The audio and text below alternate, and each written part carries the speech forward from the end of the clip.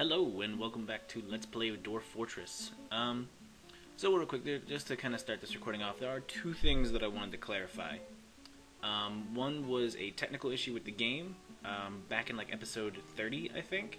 I'm correcting it now instead of in the previous two episodes. I did put an annotation in episode 30, but I just kind of wanted to show you what it looked like.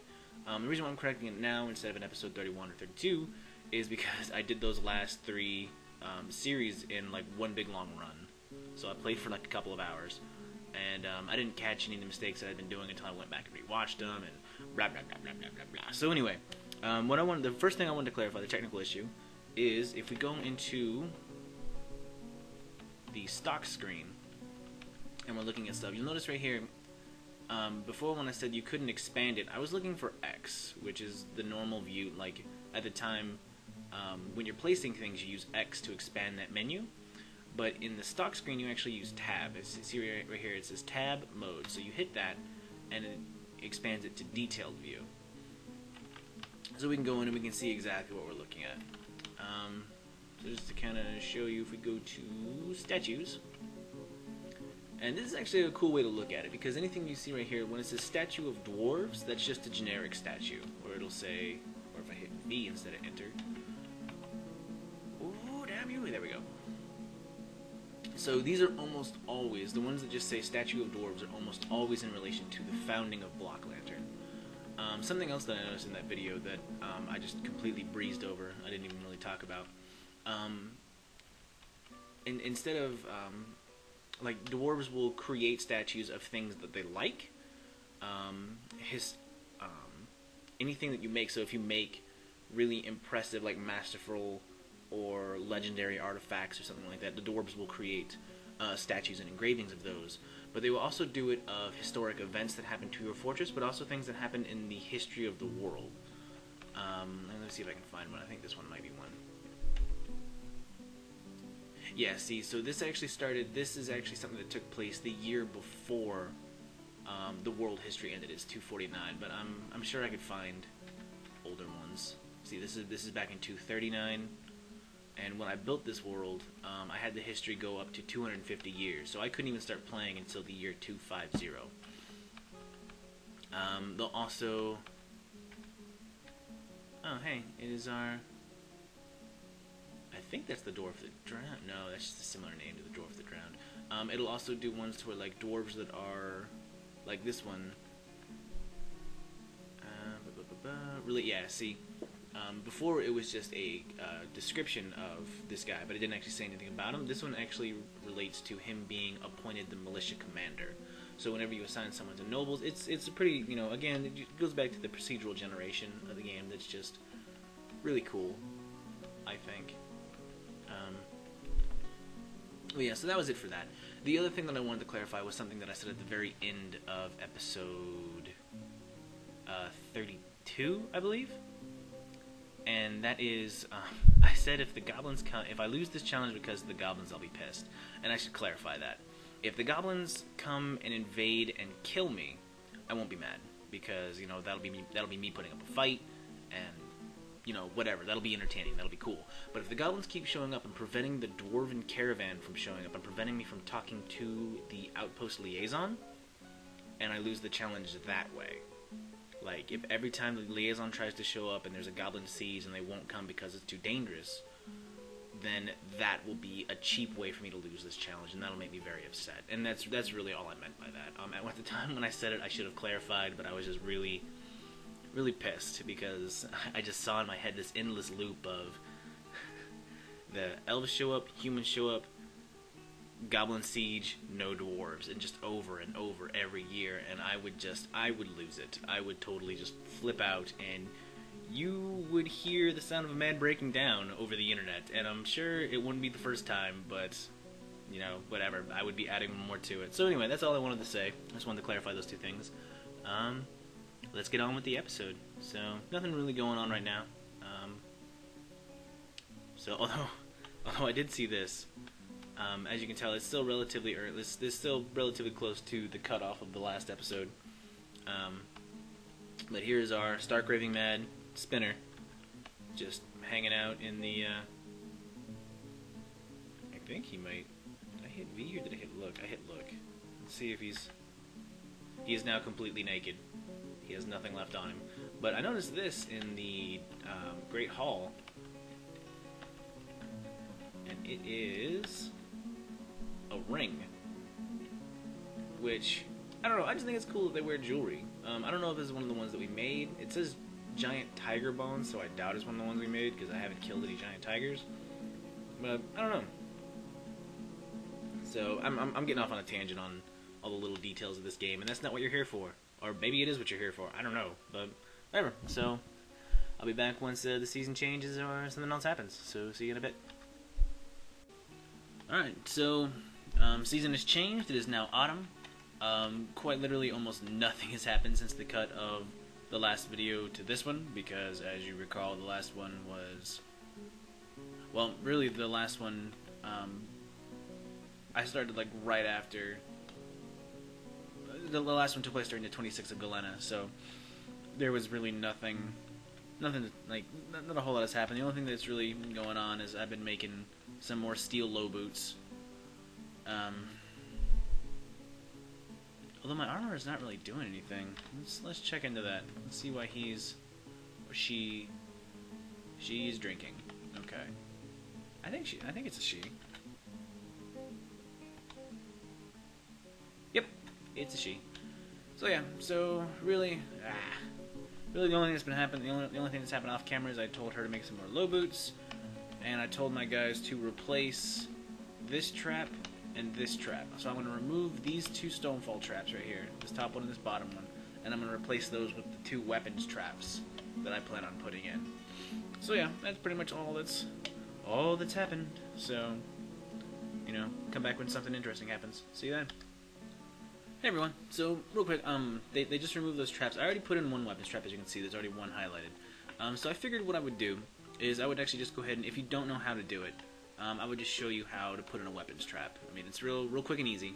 So you just select weapons trap, you know, just the same as you would any other trap, and you would tell it where you want. In this case, we're putting it right here. You can see the green X.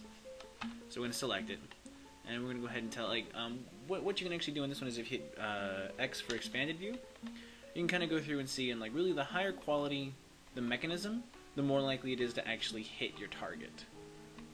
So for this case, since we want the weapon shot to actually be good, we're going to go ahead and select this. Like if we hit view, description is an exceptional dolomite mechanism. So we actually want to go ahead and use this one. And then it will come to here where it'll show us all of the weapons. Since it's still an expanded view, it'll show us all the weapons. And if we hit X again, it'll just take us back to generic. And like it'll say, like, see, we have 4 silver maces that we can put in here. But it's going to show us all of our weapons, including the ones, you know, it's just going to show us all the weapons we have in there, as well as all of the trap mechanisms or trap components. So with these ones, like I said before, we went ahead and put, I've already put the other 6 into the first weapons trap. But for this one, we want to go ahead and do the last 6 that we've got. So it's the spiked bronze ball, the menacing bronze spike, the giant axe blade, the serrated silver disc, and where are those last 2? Here we go. And the spiked maple and birchen balls. Alright, so those are the 6. So right now we have 6 weapons. And as you can see at the very top, it says 10 max. So you can put 10, up to 10 weapons of any kind in any weapons trap.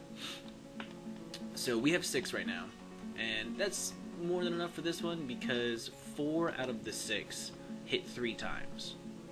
So the axe blade and the menacing spike, wherever, yeah, here it is, right underneath it. So the giant axe blade and the menacing spike will only hit once, but the silver disc and the three spiky balls will all hit 3 times. So once you've selected the amount of weapons you want, you just hit D for done, and that's it. And then you just, you know, back out of the thing and just wait for your dwarves to go. And, oh, nice. As I'm talking, an ambush pops up. So, that's hilarious, I guess. Who saw him? Someone up top, maybe? That's weird. I don't see anybody out there. But, whatever. Not a huge deal. So, that just kind of reinforces what I was saying. Oh, nice. It's a bunch of bowmen, or crossbowmen led by a swordsman. Cool. So we'll just let them... Oh, okay. So they see my cat and they're shooting at them. So military, alerts, active, brute squad, brute squad, brute squad, brute squad, brute squad. Get up here, defend the depot. Palisades of speech. Right there. Come on, cats. Get inside. Good sword.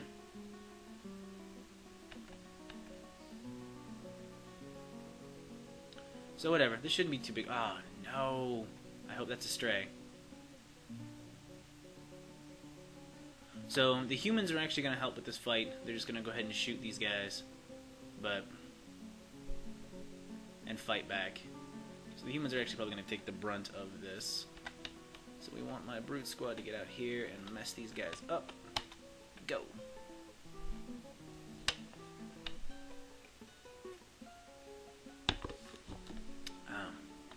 Delicious. Oh shit. Maybe that was a bad idea.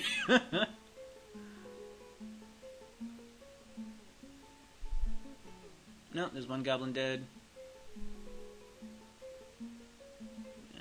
Come on, guys. They're just a bunch of pussy bowmen. So once my guys close the distance, as you can see, one dwarf is already hurt, but we don't know how bad yet. 2, 3 goblins dead. 4 goblins dead. And... come on, guys. You and the palisade should be able to take care of this. Is there more? Why is that dwarf running up here? I don't see anything up here. Alright. So, unless there are more... oh, there's still the swordsman left.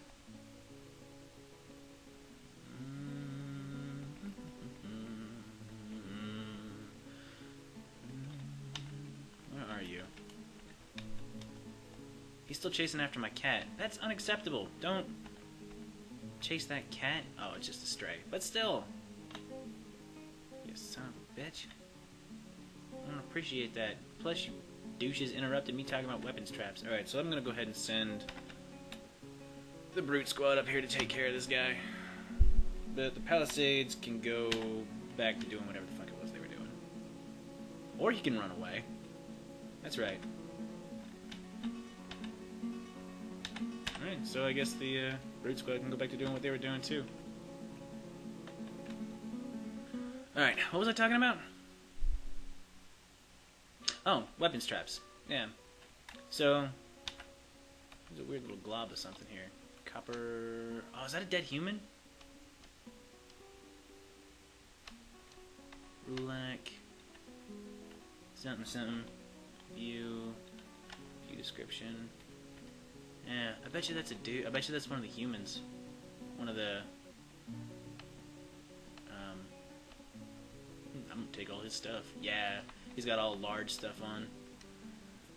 So, I mean, that's what happens when you try to tangle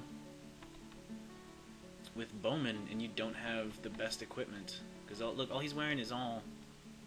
I mean, he has some metal stuff, like he has a bronze helm and a copper breastplate, but he doesn't really have a whole lot of protection. Let's actually see what took him out. Who is that?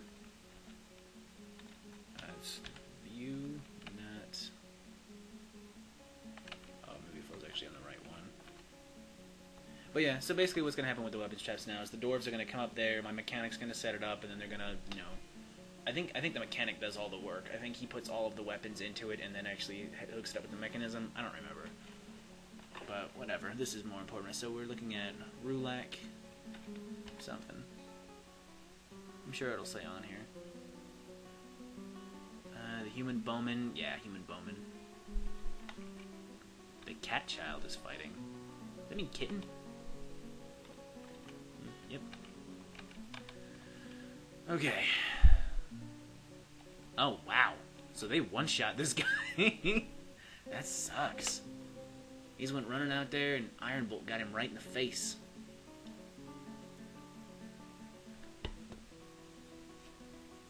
So, yeah, that's what happens, man. You can't really... gotta be careful when their fucking projectiles are involved. But, Hopefully the humans won't be too mad. Oh, I suppose I better take it off of my military alert. Who are you shooting at? Oh, they're shooting at that owl.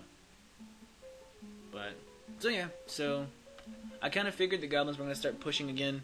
So more ambushes means that we're going to get a siege soon. Hopefully it goes about as well as the ambush did. We got one wounded dwarf. Ooh, I don't know where he is at. Still 10 for 10. Diagnosis. What does C mean? Crutch required. Really, buddy? You already have a crutch. And man, this guy is just having no luck. But shit. Alright. Anyway, so yeah, so that should be it for this recording. We've been going on for quite a while. Oh look, there's my crazy guy. Still not dead yet. But anyway, so we will be back once something else happens. Because I seriously doubt this is going to be an uneventful season, so I'll definitely see you before the season changes. So we'll be back in a bit. Hey everyone, so not really a whole lot's happened. I did go back through and restructure my the 2 weapon straps that I put down because I noticed that I'm kind of retarded, I guess. And when I was looking at the stock screen, and I was like, oh yeah, it's totally 14, blah blah blah. I don't know. I was subtracting the 14 and the 2, so I thought there was 12, but I'm dumb and there's 14 I can actually use. So, because like before it wasn't actually counting these 2 corkscrews as something I could use, so there's 14, so 7 total that I could use. But since 2 of them are silver, like the silver serrated disc and the silver spiky ball, I went back and I removed those 2 and replaced them with other ones. So now one of the traps has 4 spiky balls, like 3 wooden and 1 bronze, and a menacing spike and one of the large axes, and then the other one just has the same 3 spike balls, a menacing spike, a large axe, and a serrated disc. So whatever. I'm probably actually gonna go ahead and make other weapons traps out of all the spare weapons that I'm not using anymore, because I make enough things to where there's really no need for me to hold on to them. Like before I was just gonna trade them, but now I'm like, you know, whatever. It doesn't really matter. I make enough excess things to where I can easily trade stuff without having to worry about selling off those weapons. So I can repurpose them and use them in my weapons traps. But that's not the only reason I came back. So if you don't know, there is a button, like if you look on the I guess the keys over here, there's one that says View Civilizations. And I've talked about, like, I talk about the other civilizations whenever they show up, but I haven't really shown you this page yet. So you click on it, or you hit C, I should say, you don't click on it, and it shows you a list of all the other civilizations that are near yours. In this case, Kobold, Dwarven, Human, Goblin, Elven. So I think that's in order of from the closest to farthest, but I don't know for sure. So what you can do is you click on it, or I keep saying click on, so you select it, and it'll show you the important leaders. In this case, our Dwarven civilization just has the general and the king, who happens to be a glassmaker. So then you can hit tab, and it'll show you imports and offerings. So what they are importing from you, so when it says imports from, and then that is our name, Castarudil? Yeah. And it says the amount of things that we have given them in trade. So they have imported from us 11,000 dwarf bucks. And then the offerings is things that we've given them. So that's kind of a way to check, because certain things require a certain amount of imports and a certain amount of offerings for them to actually bring you things, I would imagine. So I'm not entirely sure if, because I know there are certain prereqs for you to become a barony, and for, once you become, to advance up the ranks from a barony to a county to a duchy? Is that how you say it? Because it's duke, right? Duchy? That doesn't sound right, but it might be right. I don't know. And then from there to have the monarch show up. So I'm not sure if they count just this page, or if they count what it shows on the stock screen for total exported and imported and created and so on. Well, created obviously, because that's all the stuff you've made, but you know, whatever.